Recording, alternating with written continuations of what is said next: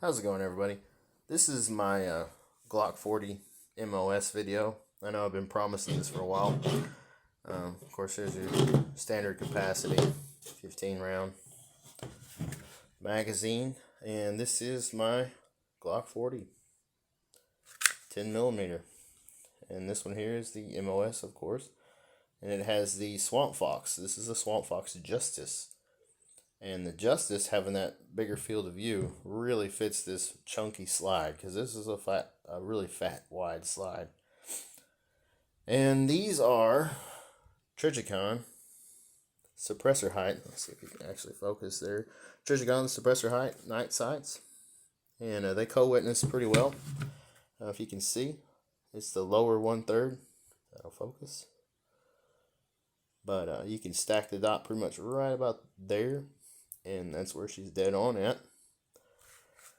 But this is a pretty nice little setup. And of course, I run the TLR 1 HL. It's my favorite light.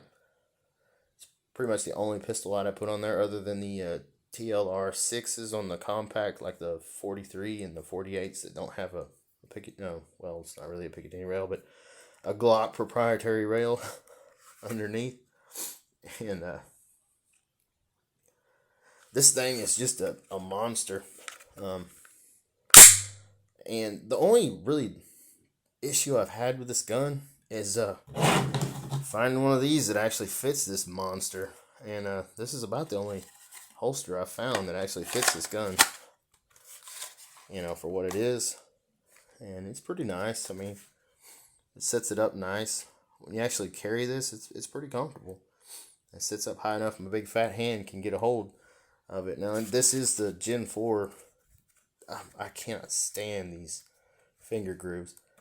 I'm not a fan of the Gen 2. I like the Gen 2s, OGs, 1s and 2s, but the Gen 3 and the 4 with these finger grooves, I'm not a fan of them. I like the Gen 5. I notice 90% of my Glocks are Gen 5. So, you know, I'm waiting on, I guess, Gaston to go ahead and say, why don't we just make a Gen 5 version of the Glock 40 MOS, since we got a 20 MOS out now that's a Gen 5, which is probably going to be my next Glock purchase. But I'll just show you a comparison of this Glock to my other 10 mil. This is my Kimber TLE2 in 10 mil, and is unloaded for all you safety guys. You know, and this is the holster I run with it, which, this setup's pretty daggone big too, but very nice holster also. Now this one here, if you go basically stack them on top of each other, that's how much longer the Glock is, and the difference in the grip is, oh, imagine that, these stupid finger bumps.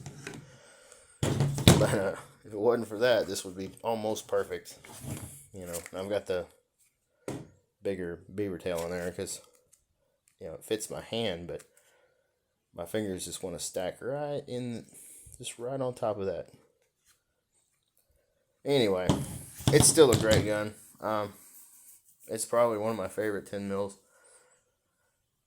that really is out on the market. I'm not a big fan of some of the other 10 mils. Like, I've owned a few Springfields in the past. I just didn't like Springfield. I've had 6 Sauers. I've had Smith & Wesson. I've had about every manufacturer there is. I just like the Glock, and I really like this Kimber. It's really growing on me. I'm actually thinking about getting the a second Kimber, because, you know, and I guess I'll end up with probably 2 Kimbers and 2 10 mil Glocks eventually. But that's kind of my video on that Glock 40 MOS 10 millimeter. It's a fun gun, and it's relatively affordable. It's about $700, $720 street price if you can find a good deal.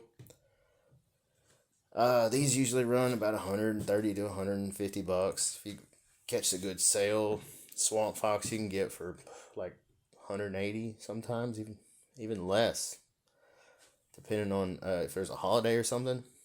So you can get these little Swamp Foxes pretty cheap. And it's holding up to the 10 mil, so, you know, and I haven't had just a couple hundred rounds to this, not very many at all. Because 10 mil is kind of pricey. But it's coming down slowly. So anyway, thanks for watching, everybody.